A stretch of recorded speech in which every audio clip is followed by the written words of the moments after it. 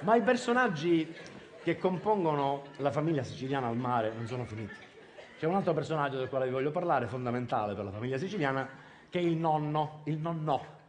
Io ho conosciuto le mie nonne, materna e paterna, le amavo moltissimo, ero molto amato da loro naturalmente. Mi è mancata moltissimo la figura maschile del nonno, perché per un bambino maschio il nonno maschio è il complice più straordinario, quello che un grande amico diventa immediatamente, ti coprirà sempre comunque tutte le tue magagnette, un complice, no? E questa figura maschile me la sono inventata a modo mio, non avendola avuta, prendendo per esempio, ad esempio, quei prototipi, quegli archetipi, quei modelli che abbiamo di fronte agli occhi quotidianamente in tutta Italia, non soltanto nel meridione, che sono quei vecchietti, sapete quei vecchietti pieni di energia, che non si fermerebbero di fronte a nulla, che chiedono soltanto di sentirsi ancora utili, indispensabili agli altri, se è possibile. Per evitare i fastidi propri della pensione a questo nonnino che ho immaginato, chiedo scusa alle signore presenti in sala perché per rappresentarlo farò uso di una parolina niente di eccessivamente volgare, ve lo prometto. È solo per significarlo e rappresentarlo così sanguigno come l'ho sempre immaginato. Dicevo, per evitargli i fastidi propri della pensione, gli abbiamo aperto un piccolo negozietto. Pensate, questo negozio è così piccolo perché possa entrare un solo cliente per volta e c'è una vetrinetta che il nonno ha pensato bene di abbellire sistemandovi al centro un magnifico orologio da tavolo.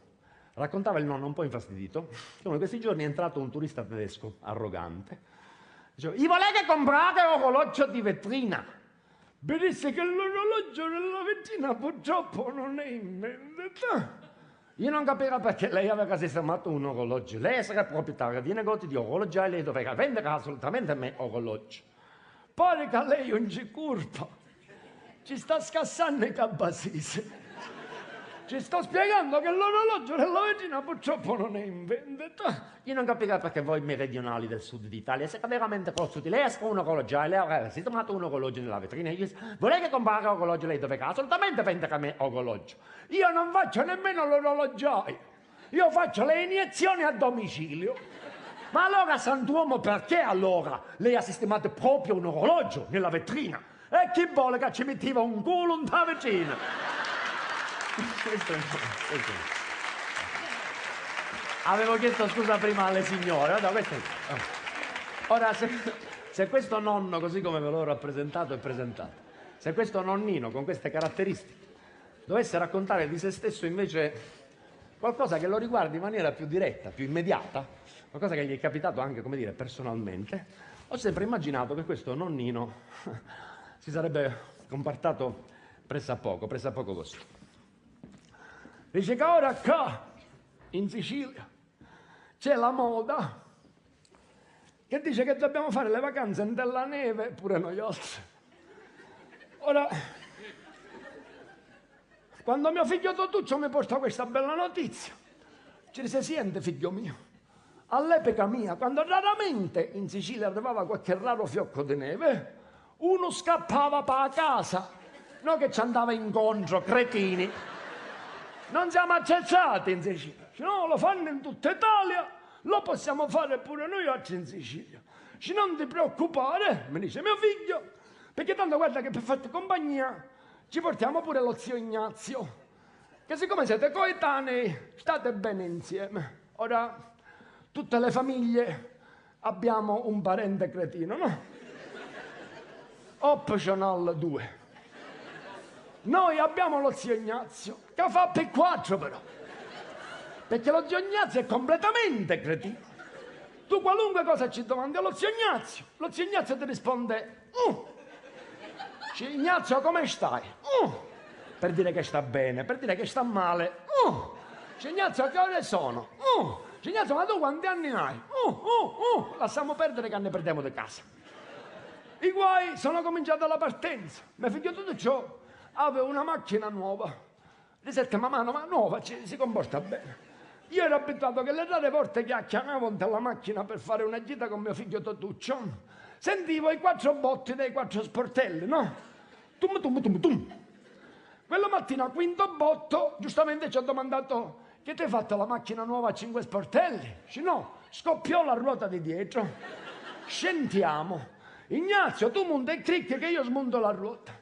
Ignazio monta e clicca al lato destro, mio figlio smonta la ruota al lato sinistro, la macchina si ammata a fonderra. Ci abbiamo messo Ignazio per fare il click. Quando finalmente la macchina mio figlio ha avuto le 4 ruote che ci servono per deambulare, mio figlio Tottuccio guidava la macchina con mia nuora Cettina davanti, io dietro come cornuto con zio Ignazio. Man mano che la macchina di mio figlio acchianava alla montagna per trovare questa camurria buttana di neve, io sentivo dentro alla macchina una insirragliata di freddo che mi arrivava dietro alla schiena e ci davo gomitate e carcagnate allo zio Ignazio per dire: Ignazio, secondo me ci hanno fregato, ne fottero. E tanto noi diciamo a dire per forza. Man mano che la macchina acchianava alla montagna vedo che c'è un primo cartello, che in questo cartello c'è scritto piano battaglia. Ci sei tu vedi che c'è scritto vai piano che c'è battaglia. No, è il nome della località, Ignazio ne fottero. Incontriamo un altro cartello, c'era scritto traffico con le catene. Ci si sente che ti dico, figlio mio, guarda che io in gioventù questi problemi con i carabinieri già li ho avuti. Torniamo, no, un'altra cosa, sono altre catene, Ignazio ne fottero. Arriviamo a un certo punto che la macchina di mio figlio, parola d'onore, si affunciò in un muro gelato bianco che non l'avevo visto mai. Scendo nella macchina, sprofondai infino alle ginocchia. Il tempo di dire che cos'è questa bianchezzitudine. Mi hanno diventato le ginocchia congelate, quadrate, che per poterle scongelare ci hanno dovuto fare una lavanda gastrica con l'acqua calda del radiatore della macchina. Mentre che ero così bloccato che non mi potevo muovere, mio figlio Tottuccio fa: dobbiamo arrivare al rifugio. Madonna che scoppiò la guerra! No, si chiama così, Ignazio ne fottero. Cerco di sbloccarmi di questa situazione e cerco di cominciare piano piano a camminare. Ora questa camminata nella neve non è che come la camminata nel marciapiede. No, è diversa, perché uno sprofonda il piede di destra e s'ammata a fare il di sinistra. Va per scollarlo e si siede in terra di nuovo, cristiano. Siete di oggi e siete di domani, si forma uno strato di ghiaccio tutto intorno, che col rispetto parlando, se uno deve fare qualche bisogno, ci esce dalle orecchie, perché è completamente attuppato di ghiaccio, cristiano. Mi ho abbracciato allo zio Ignazio e ci disse: Ignazio, vedi che secondo me anni fottero. Cerco di capire che cos'era questo rifugio di cui parlava mio figlio. Niente di meno era una palazzina, solo che sopra a questa palazzina c'era scritto CAI, Club Alpino Italia, ma io non lo sapevo. A me sto CAI dove mi restò in testa, no? Ho entrato dentro questa palazzina, dietro un bancone c'era un ragazzo. Giustamente ci ho domandato: scusi, CAI un caffè? Sì, no. CAI una Coca-Cola? Sì, no. CAI una camomilla? Dici no. E allora perché c'è scritto CAI che non CAI niente, cornuto?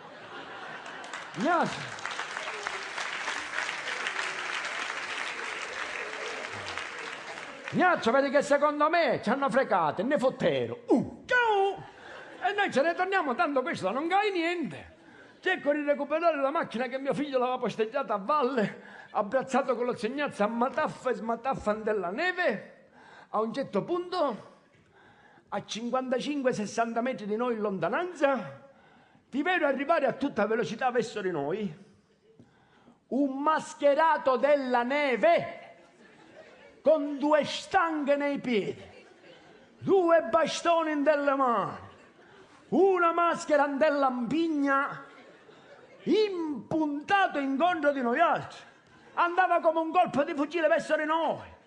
Disse: Ignazio, dimmi una cosa, ma tu a sto gran cornuto gliene vedi sterzo nelle mani? E che so come fa a girare? Ignazio, fatti venire la palora perché sennò tu rugni un cazzotto dell'ombelico. E Ignazio, che non poteva parlare, si mise a fare segnalazione muto per dire come a fare, come a fare. E quello mentre che si avvicinava gridava: pista, pista, pista. Ignazio, che non ha parlato mai, l'unica volta in vita sua per dire una fesseria. Ha ragione, no. Facciamo come dice lui, pistiamo. E noi mi siamo a pistare.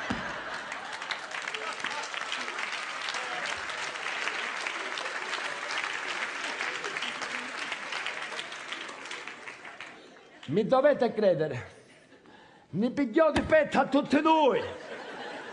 Ci ha trasformati in un'unica palla di neve. Ci abbiamo portato a Palermo cedri del Libano, pini e cipressi.